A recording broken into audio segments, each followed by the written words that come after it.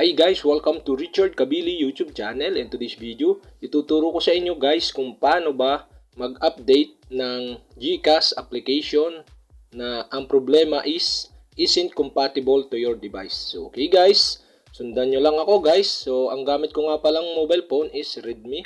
So sa mga nagkakaproblema, kalimitan itong problemang ito is sa mga China phone or yung galing sa ibang bansa. So okay guys, okay, ang gagawin muna natin ngayon is uninstall nyo muna yung GCash application. So okay guys, dito na-uninstall ko na yung GCash application ng aking Redmi mobile phone. So okay guys, after that nyan guys, okay, so ang gawin nyo is punta kayo sa playstore.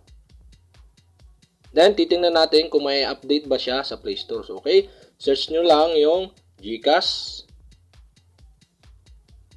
So okay guys, ayun. So walang nalabas na GCash dito sa Play Store. So ibig sabihin niyan guys, so hindi siya ma-update or hindi nga compatible sa ating mobile phone. So okay guys, back na tayo. Then okay, dito naman tayo ngayon sa Chrome. So okay, punta kayo sa Chrome ng inyong mobile phone. So okay guys, dito sa Chrome, search nyo lang yung ito, GCash APK latest. So okay, search nyo lang yan, yung GCash APK latest, and lalabas na itong site na to. Then okay, so makikita nyo dyan, download GCash, buy, load, pay, bill, send money APK for. Then okay guys, click nyo lang siya. Then ayun guys, dito makikita yung GCash na application and yung may download button. So okay, download nyo lang siya, yung download button. And okay guys, after that nyan guys, ito, makikita nyo ito, itong APK na to, yung 57 MB, Android 4.4. So okay, ang gawin nyo lang dyan, click nyo lang siya.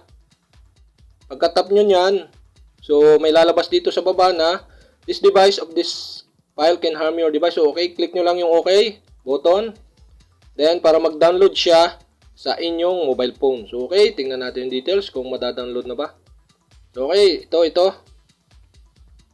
So ayun guys, ayun, 57.18 MB siya. So okay guys, so wait lang natin siyang ma-download sa ating mobile phone. So ayun guys, tapos nang mag-download. So okay, ang gawin nyo lang, tap nyo lang siya. Okay, then ayun, may lalabas dyan na dito na install dito sa may baba. So click nyo is yung install.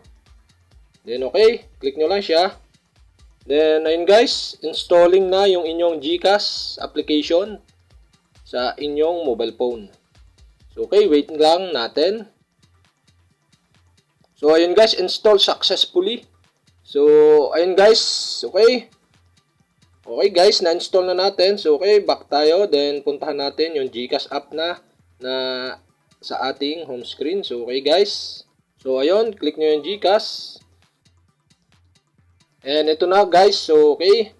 So ayun, may magpapapop dito na request permission. Okay, ang gawin nyo lang dyan is click nyo lang yung okay. Then ayun guys. So ayun.